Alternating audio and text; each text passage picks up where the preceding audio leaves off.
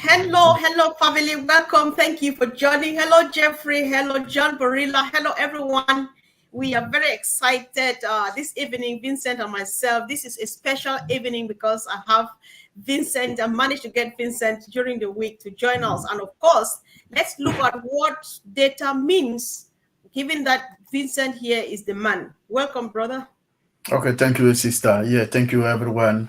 Listen to us. Jeffrey Malog, John, Peter, Collins, everyone listen to us. hello, and welcome to our discussion today.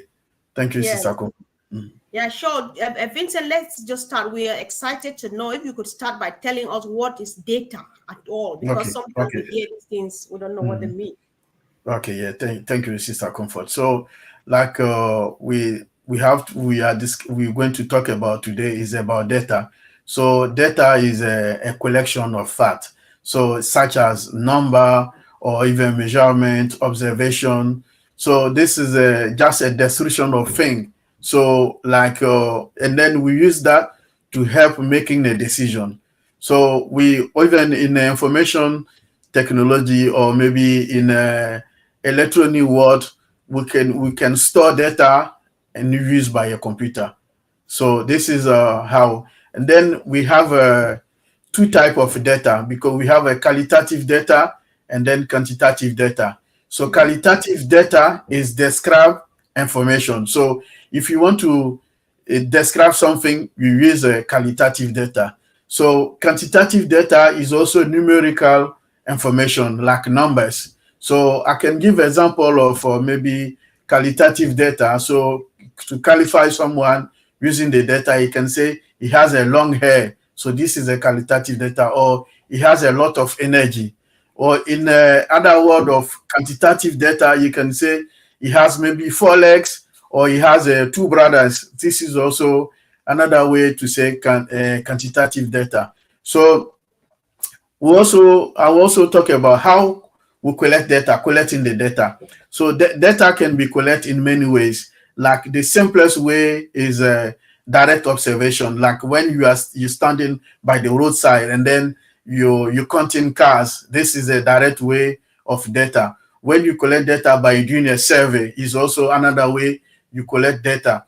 So a census, where when you're collecting data for every members of or the group of the population. This is a census. A sample also when, for example, you are collecting data just for selecting number, like a group of people playing football, like 120 people in a local football club. So this is I would say, a example, like a sample of a data. So now, what we need to understand about data, we have a way also to protect the data. So we have a Data Protection Act. I know in UK we talk about Data Protection Act, but we have a data protection and data privacy. So I need to explain, and then people understand the difference between data privacy and then data protection. So for the data privacy, also define who has access to data. And then when we talk about data protection, that is the tool and the policy that we actually put in place to ensure that the data is protected. So the data privacy, for example, is a guideline. Let's say it's a guideline for how data should be handled. Like if you go to a company, how they collect data, how they handle data, this is a sensitive information and importance. So the data privacy is also typically applied to personal information. Like when you do health information, this is the personal data. When you use your date of birth, is the personal data. So if you want to identify someone information, this is the personal data. When you also use like social security number, this is a personal data. So this is come to the privacy. So we need this apply sensitive information. Though the organization need to protect this information, so they have to handle it with the care and also with integrity as well. So this is how the data privacy works. So in top of that, data privacy also help information, because the data privacy, we need to put also some guideline that no one, only maybe authorized people have access to the data. So this is how we use it to protect to make the data more private. And then it's also prevent the criminals to access the data. So this is call it data privacy. So this is the privacy of the data. So it's private. No one can have access to it, and then only authorized people can have access to it. Because, and then protecting the data is also the quality data protection. So the data protection is another way we use tools to protect the data. So we use tools, different tools in IT system to protect the data, so to prevent, so people cannot use the data. So people coming from maybe different area, we cannot use the data. So we have a lot of tools. So we use nearly end of this part. I will also describe and give you an example of the tools that we needed to protect the data. So like firewall, encryption, or maybe endpoint, all these tools are the system that we needed to protect the data. So okay, the data protection. Yeah. Listen, before you go ahead now to give us like the tools and all of those, we want to now localize it to OnPassive, right? We know that even like you have mentioned, data seems to be a big deal to businesses, and especially the IT company, the IT industry. So what is the importance of data, for example, to OnPassive? And maybe their means of data collection, because there's various types of data, means of collection, and so on. Are there bad means of collecting data? Are there good means? So just use this example here, how important it is to OnPassive, for example, how they deal with how OnPassive deals with data and all of those. Okay, thank you, Sister Comfort. Because all our information, when you go to back office, everything else there is a personal data. We have our personal data. So that data OnPassive protect the data so that no one can get that data outside there. Like we said a couple of weeks ago, OnPassive is not going to sell anyone data.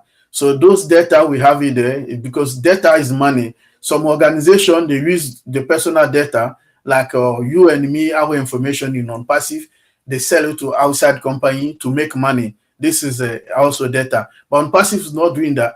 And then this data is private, and then OnPassive take care of that and then protect the data. So when you not only our personal data, so that personal data become privacy, and then we have our like product, our OnPassive product is also need to be protected, so that it come to the data protection. So because they have so many information tools, so many sensitive information also there, that we need to protect them so that outside world or other third parties, they cannot get that information, and then they cannot get to our system to steal the information. So OnPassive have the right, the duty to protect them. So we use the security measures, all the security tools to protect those information, so that the information cannot be outside, or maybe cannot be scam, or maybe cannot be phishing by bad guys sitting outside there.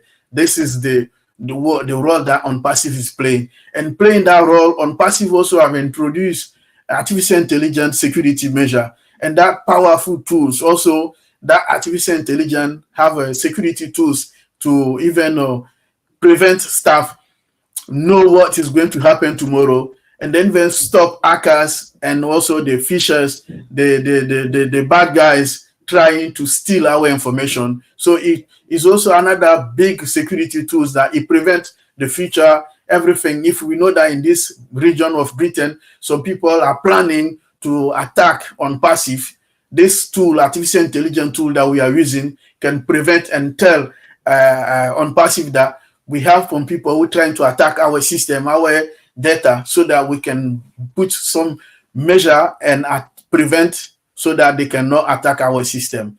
So we have that as well in OnPassive.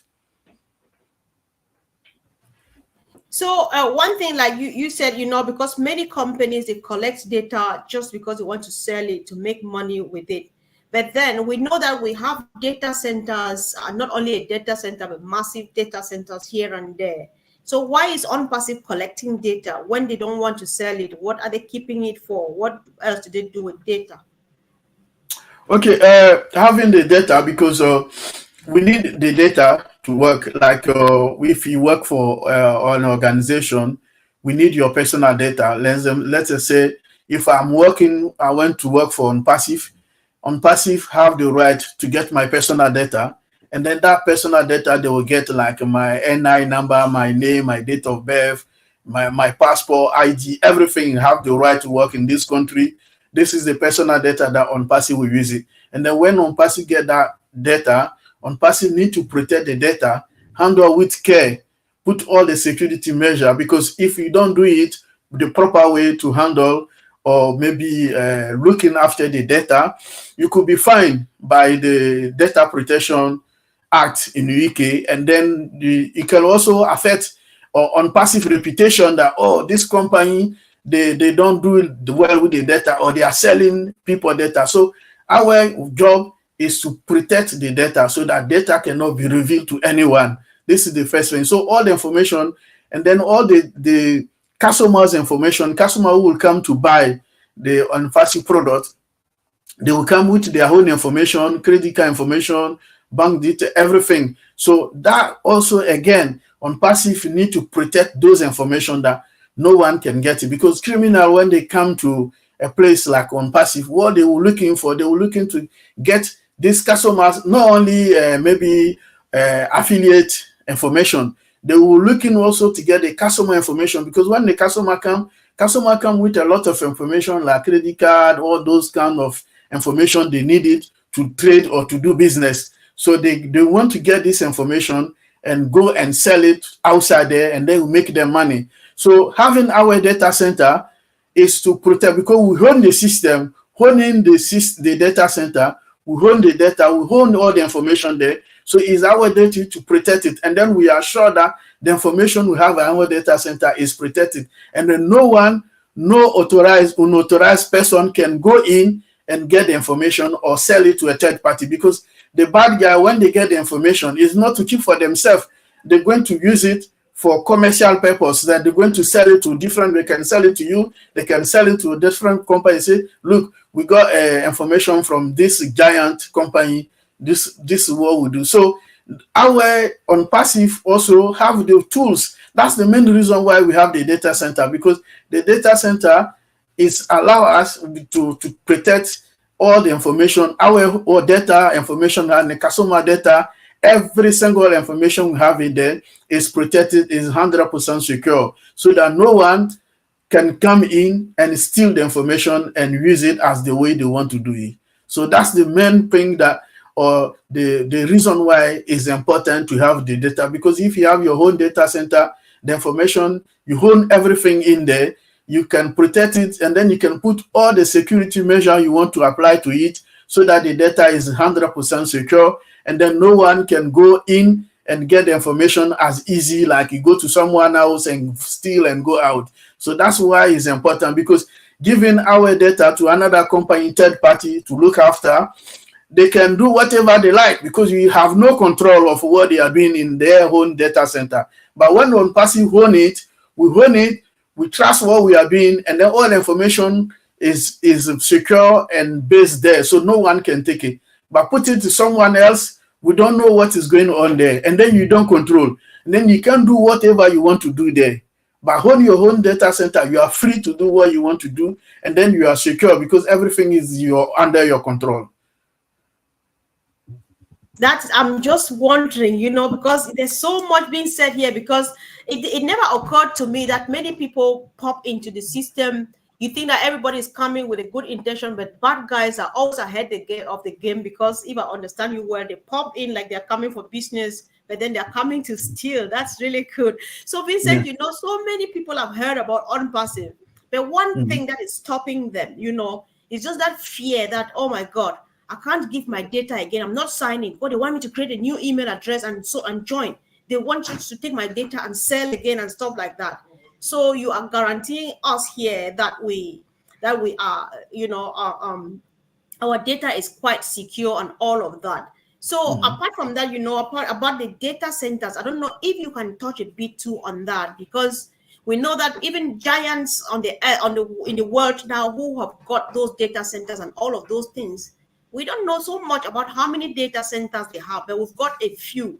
What is the wisdom about having data centers here and there, not just one, and then put Okay, everything? thank you, Sister Comfort. The wisdom to have our data center, first of all, is to we hold it for our personal information. So we hold our personal information that no one can go in and take it.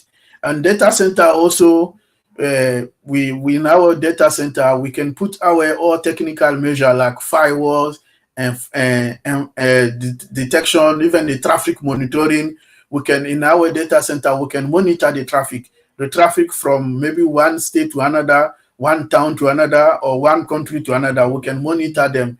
And then again, when it comes to authentication or authorization, we know we have access to the system. We can get into our system, and then we can in our data center we can put also the multi-factor authentication, our security measure we want. Like we can do the best security system that we can put in place to have access to our data center. We can put encrypt our system. Right now, when our database, for instance, in system, when by this time business were out of office hours, the data the data is at rest. When the data at rest, we put encryption system that no one can get the data. So right now, if I use my IT skill and go there and steal the data will be useless because I cannot use it anywhere else because of encryption system that I put on the data. So that's why they call it data at rest. So having a personal data center is a great opportunity also, because it's like you have your money and then you give your money to your neighbor to keep in his house.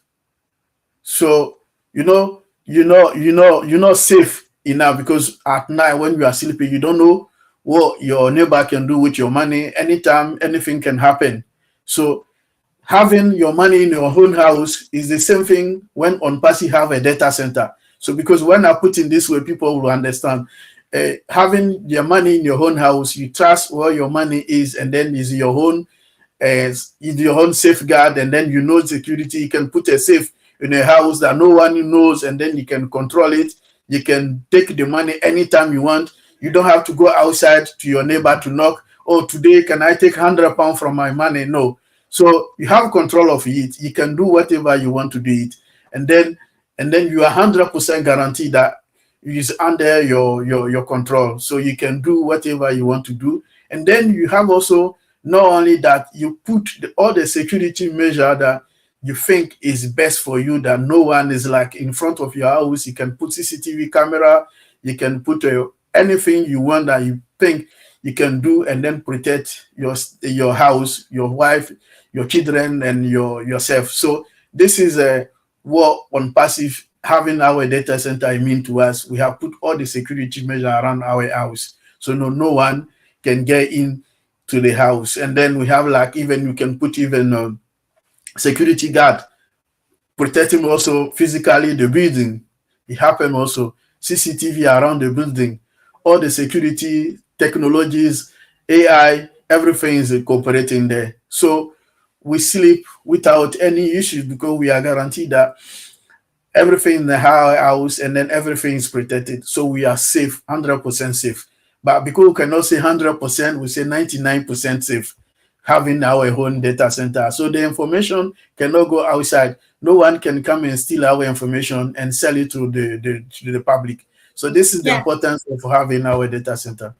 So if I understand you well, do you mean that we have both physical and digital security of our data? Is that what you're saying?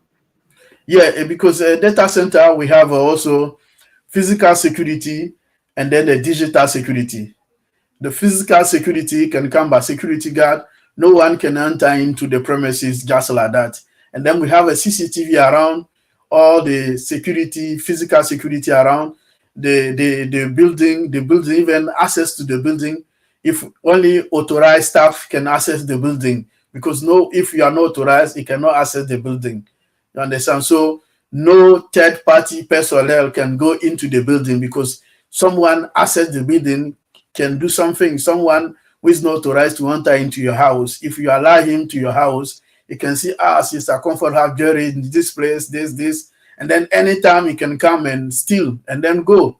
But if that physical security is done, and then we had also the technical security, also the firewall, or the encryption, authentication, authorization, multi-factor authentication. If all this, say, technical, and then AI security also, all this top into that, we are safe. No one can have access to our data.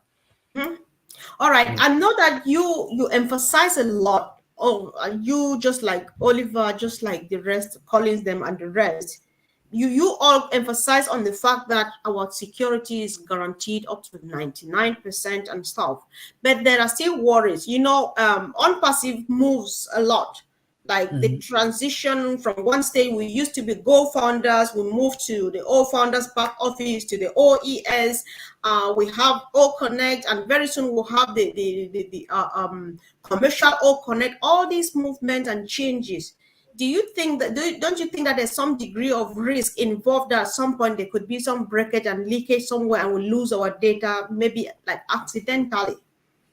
No, I would say no, because I'll give an example of everything, because moving the data in transit is also encrypted. So when I'm using the data from your point to my point, the data is encrypted. So middle person cannot get the data what you and me we are doing. And then also when we manipulating the data is also encrypted. You understand? And then when the data, we have a data in geographical area. Let's say if anything happened, big accident happened, because the meaning of a multi data center, a multi-level data center that OnPassive have today, if for instance, we don't know, we have our IT office in Hyderabad, and then let's say anything happened to Hyderabad, natural disaster, it rained a lot, and then everything, we lost everything there. We not worry. With our data center, in multi-region data center in a different area, we can use the information that we have stored, like the backup we have stored in the UK, and then we can use to restore our old system in Hyderabad, and then the office can be backup. Anything we put in place, anything they lost could be restored within maybe an hour, and then everything is done. So all this is put in place. Mr. Hash has putting all this security in place. That's why me, as someone who knows, I'm not worried, because I know everything is in place. So the system is secure. So we should not worry, because the transit SSL is there. TLS is also there.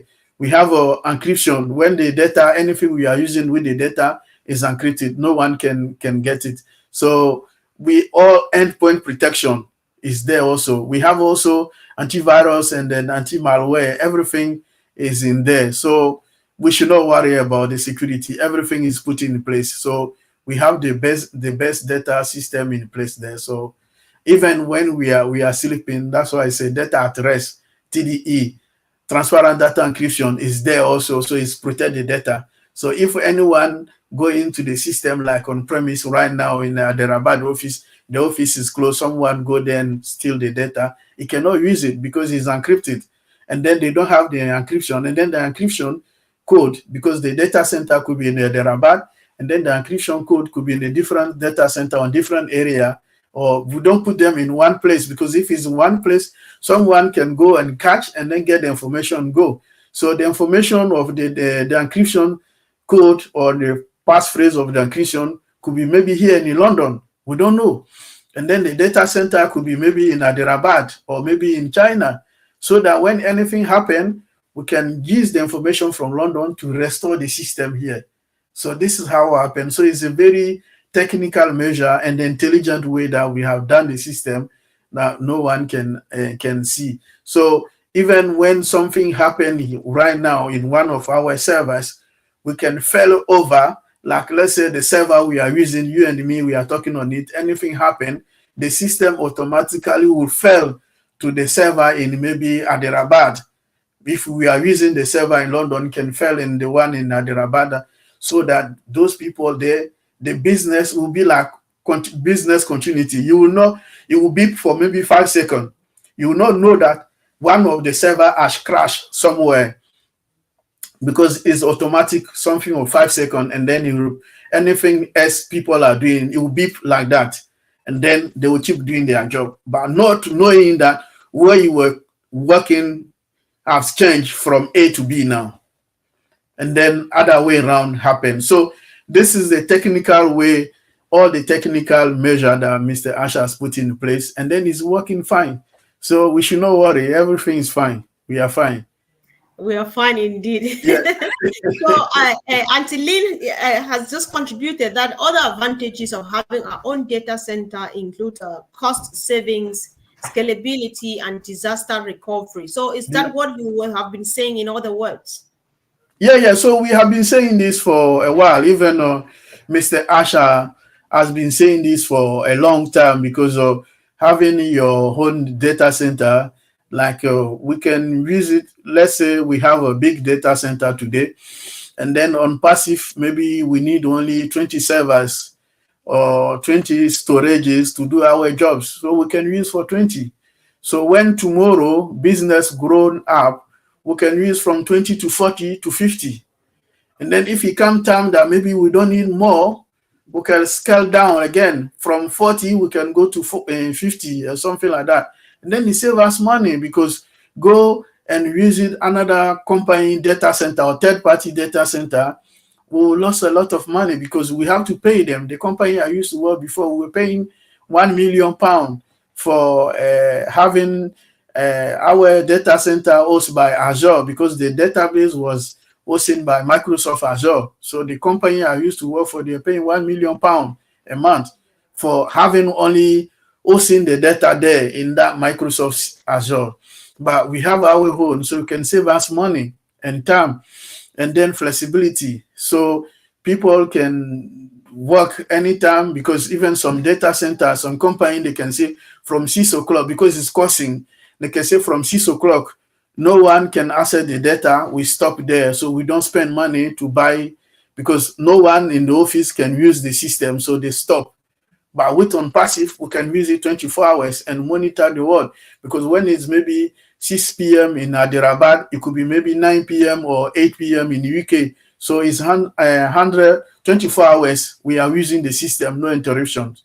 So this is also another good part of having your own data center. So we say all these things, so it's all very important as well. And then also, not only that, scalability, availability, all this is also even saving money. Is also it's also security, because we have all the security that we want. We can implement all the security that we want in our data center. Maybe some data center will say implementing this type of security is costing.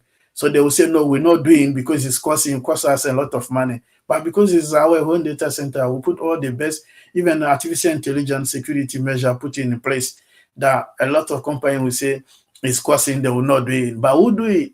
We're doing it. So this is all the advantage of having our own data center. Mm-hmm. All right. I know all of these things you have explained, and you are confirming, you're agreeing that it's going to save money, for example. But then you've also made me understand that they can scale up or scale down depending on the need at the time. So That's does right. scaling up and down not also come with cost? Mm-hmm. Yeah, so that's what I'm saying. Having our data center is a big advantage when we talk about scalability, because let's say if the data center is not for us, and then today we are using, because I know sometimes we are using maybe 20 servers right now for our business, and then we come that the business is growing, we need maybe 40 or 50. So going up, we have to pay money for that. And then the company will ask us to pay more money to scale up, because it's not free.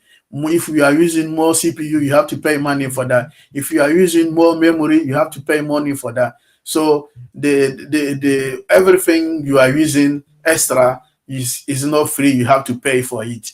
You understand? But if you scale it down the other way side, like business used to be well, and then now we are not going well. We need to reduce our capacity or storage down everything. You cost you less now. Say if I pay 1 million a month right now, our activity are not going well.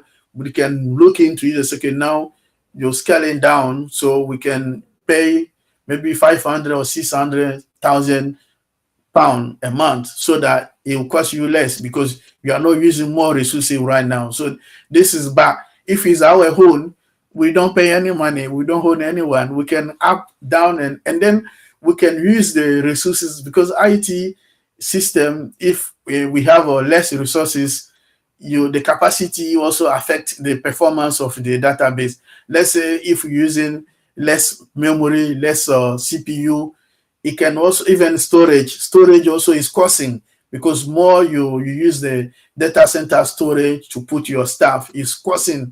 Nothing is free in IT world. So if we use our own data center, we can use unlimited storage we like. But if we come to a different company, like we are hosted by different company, we have to pay the storage we are using. We have to pay the memory, the CPU, all this we are using, the capacity of the servers that we are using, we have to pay for it. It's not free. So this is how the data center work. But if we use our own, it's like your own car. You can drive and go everywhere you want to go. You understand? But if you go to a taxi, you can drive you for a few miles, you say you pay £10 or £20. So this is how in the data center world, is a similar scenario, how the system works. In your car, you can once you put petrol in, boom, you can go everywhere you want, as far as you can drive to. But if it's not your car, it's a taxi, you are limited to where you want you to take you to. And the more you travel, more it costs you. By your own car, only thing will cost you is to pay petrol, and then you're driving. You can go from London to Glasgow, no problem. But when it's not your own car, you cannot do that distance. It costs you a lot of money. Yeah, so it's the same thing like data center. If I put in this way, I think people will understand what I'm trying to say. Yeah, you break it down really simple. Even me, I get it because you make it look really simple. Thank you so much. So yeah, so I think I'll just let you know whatever thing you have. Maybe I know I'll interrupt you with questions and stuff. So if you have any other thing in mind to say about data or data center, all around data, you can go for it. Meanwhile, on this note, you'll use the opportunity to encourage those who are not really engaged with their business, and equally people who hear about this and they think that, oh, I'm not joining this business because of my data and stuff. So you have the last minute now to just round up. So take your time, just say everything you think, and then that will be the last one. Thank you. Oh yeah. So, but anyway, I think we said everything, because in the data world, we have also, but okay, let me talk a bit about also the backup, because the backups and then business continuity, because the backup also play a big role in the data center, because in the data center, all the activities, anything we are doing is backup in the data center. So when anything happen, we can use that backup to restore the data. And then this also is also the best way for the data management, because if anything in data management and data availability, because if we have the backup, let's say we have a office in Dubai, something happened and then they lost everything, we can use the backup store in our data center to restore everything in the Dubai office. Just if it depend of the capacity of the information, it can go for maybe 1 hour, 2 hours, depend of the capacity. If it's big, it can take maybe some hours, and then everything is restored. So this is also involved in data management, because that's what OnPassword also is doing well, because we know how to do that data management, and then also the data availability, because the whole point is not only to have the data should be available to people when they need it, and then the data also should be also have access to those individuals who should have access, not everyone to have access.